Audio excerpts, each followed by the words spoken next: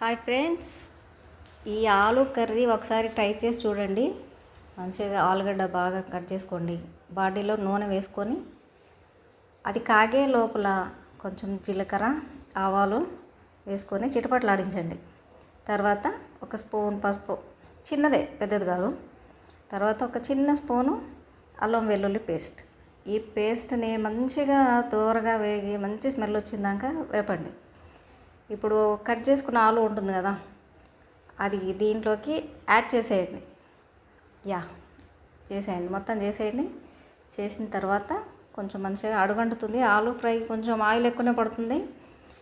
అమ్మో, ఆయిల్ ఎక్కువైందని ఏమీ భయపడకండి, ఎందుకంటే ఆలు ఫ్రైకి ఆయిల్ ఉంటేనే మంచిగా ఉంటుంది కదా. ఓకే, ఇది మంచిగా అడుగంటకుండా కొంచెం లైట్గా మంచిగా కలుపుకోండి.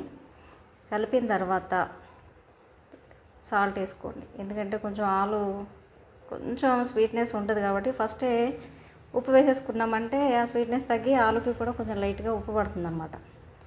దీన్ని మంచిగా మూత పెట్టి మగ్గించండి. ముందైతే మంచిగా కలుపుకోండి.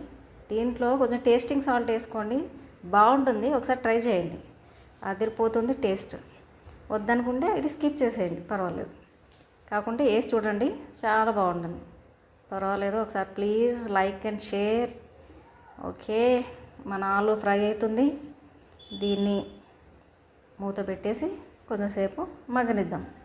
మళ్ళీ ఒకసారి మధ్యలో కలుపుకుందాం, ఎందుకంటే కింద అడగంటుతుంది కాబట్టి.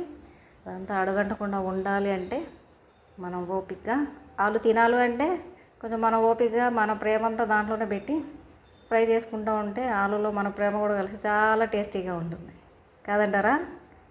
ఓకే, ఇక మన పిల్లలకి ఇష్టమైందే కదా ఈ ఆలు కర్రీ అంటే. తర్వాత ఫ్రెష్గా ఉన్న కరివేపాకు వేసి కలపండి. కలిపిన తర్వాత ఈ స్మెల్ అంతా ఆలుకి పట్టాలి. మళ్ళీ చెప్పా, షేర్ అండ్ కామెంట్ ప్లీజ్. ఏమనుకోకండి ఊకే చెప్తుందని. సరే, ఈ ఆలు ఫ్రైకి మంచిగా కరివేపాకు మొత్తం మంచిగా పట్టేటట్టు చూసుకొని మళ్ళీ ఒకసారి కలిపి ఆచి మసాలా, ఇప్పుడు మెయిన్ హీరో ఆచి మసాలా, దీన్ని వేసి కలపండి. కలిపితే ఇది వేసిన తర్వాత చూడండి, దీని టేస్టే సపరేటు. అంతే, ఒకసారి వేసి చూడండి. తిని నాకు ఎలా ఉందో కామెంట్ బాక్స్లో చెప్పండి. లైక్ కూడా చేయండి, మర్చిపోకండి. ఓకే, ఇప్పుడు మంచిగా సర్దుకొని మళ్ళీ ఒకసారి మూత పెట్టేయండి. మూత పెట్టి మళ్ళీ మధ్య మధ్యలో కలుపుకుంటా దీని కింద అడుగంటకుండా కొంచెం చేయండి, బాగుంటుంది. ఆలు ఫ్రై ఇప్పుడే ఇంతమంది స్మెల్ వస్తుంది. వెజ్ కాదు, ఇది నాన్ వెజ్ అన్నంత స్మెల్ వస్తుంది. మీరు వండేటప్పుడు మీరే అంటారు యమ్మీ యమ్మీ ఆలు ఫ్రై అని. ఎన్నో మసాలాలు వేసి చూసా కానీ ఈ మసాలా మాత్రం చాలా బాగుందండి ఆలు కర్రీలో. మామూలుగా మన ధనియాల పొడి ఇవన్నీ వేసేదానికన్నా ఆచి మసాలాతో మంచిగా అనిపించింది. ఒకసారి అందుకే ట్రై చేసి మీకు కూడా చూపించాలి, ఇది కూడా అందరు తినాలి అనే ఉద్దేశంతో వీడియో పెట్టాను. ఒకసారి చూడండి, చూసి ట్రై చేయండి. కంపల్సరీ నాకు కమెంట్ పెట్టండి. అంతలోపు ఏం చేస్తున్నారండి, లైట్గా ఉండి.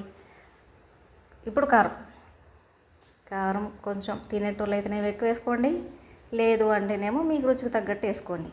నాకు తెలిసి కొంచెం కారంగా ఉప్పుగా ఉంటేనే ఆలు ఫ్రై చాలా బాగుంటుంది కదా, కాదంటారా? అవును, చాలా బాగుంటుంది.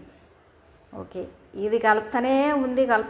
ఇంక ఇంతకన్నా ఎక్కువ కలుపుతుందమ్మా అని చెప్పేసి అనుకుంటున్నారా? కింద అడుగంటుందండి, ఏం చేస్తాం మరి. ఇక ఆలు వండాలి అంటే తినాలి అంటే ముందు మనం కలిపితేనే బాగుంటుంది.